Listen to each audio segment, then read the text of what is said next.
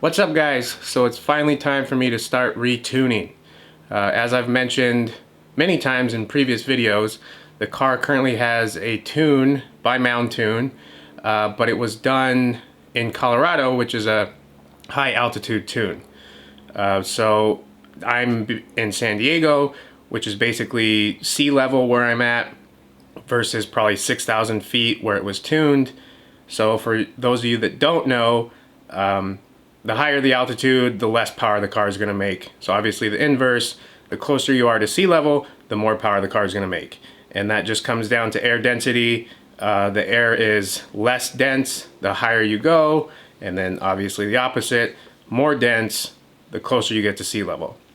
So I'm going to retune the car down here, and it should make a pretty big difference. The car only has a 91 tune right now, 91 octane. So I'm going to be redoing the 91 octane tune as well as adding an E30 tune.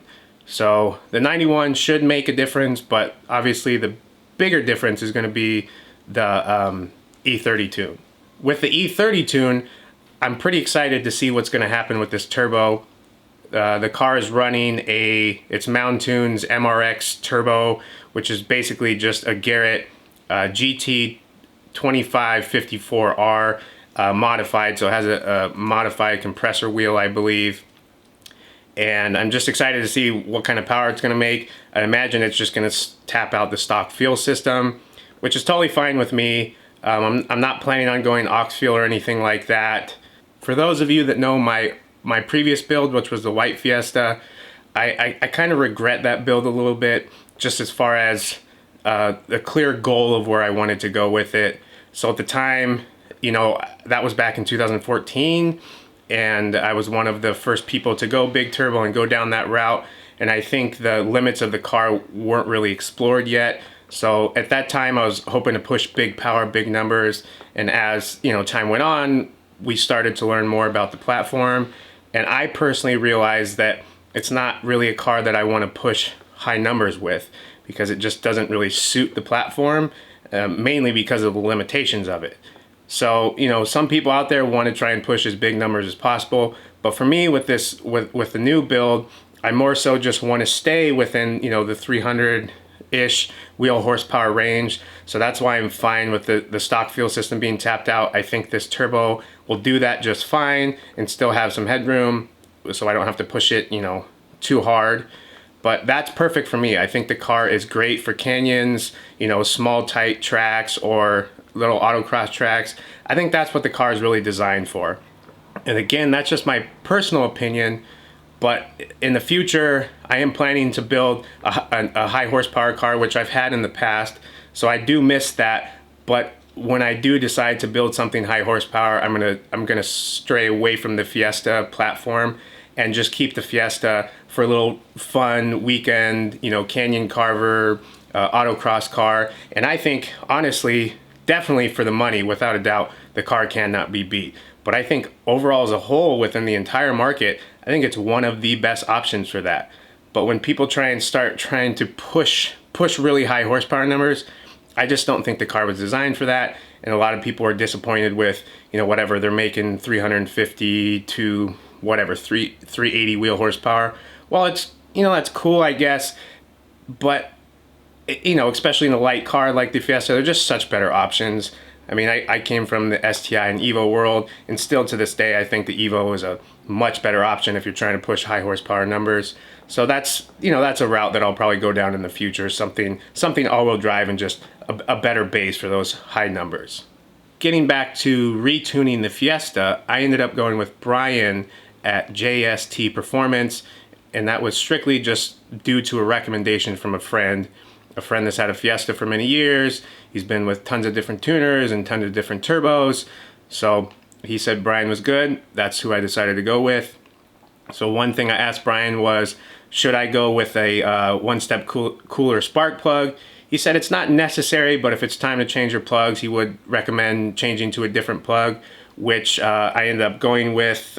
He recommended this NGK, which is the 6510, and yeah, that's the plug he recommended, so that's what I'm going with.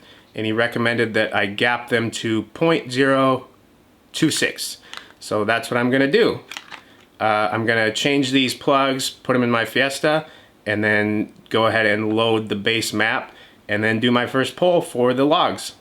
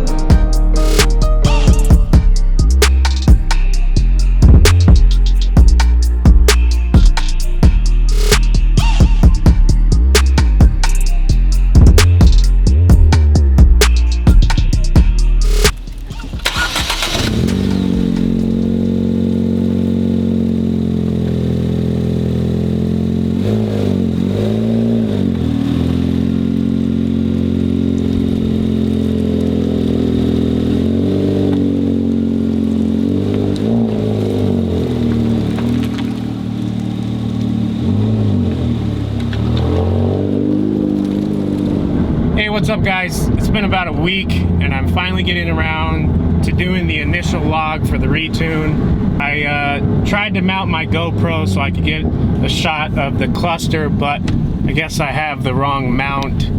I need to get one of the curved ones. Right now I just have the flat one and it seems to keeps falling off, so I need to get one of the curved ones.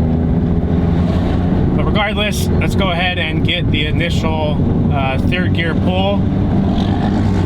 So the tuner wants me to do a third gear pull from 2400 RPMs to, I believe, around 7. Unfortunately, there aren't any really close areas by me to do a log. I'm going to try and do my best and just hop on the freeway, and hopefully it's not too busy because it is midday right now, but I guess we'll find out.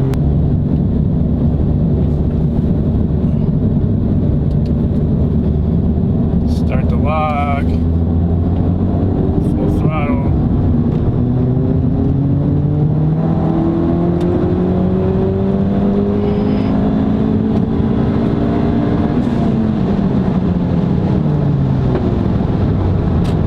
All right, it's actually a really good spot. It's probably gonna be my go-to for pulls. So it looks like getting like 5 degrees of negative correction. That's the most I've personally seen in one of my Fiestas. Let's see, the boost was at about 26 pounds. So yeah, that was the initial log. Let's go send this off to the tuner and wait for the next map. If you like this video, go ahead and give it a thumbs up, as that's always greatly appreciated and it helps the channel. And be sure to subscribe for future content. Until next time, see you guys.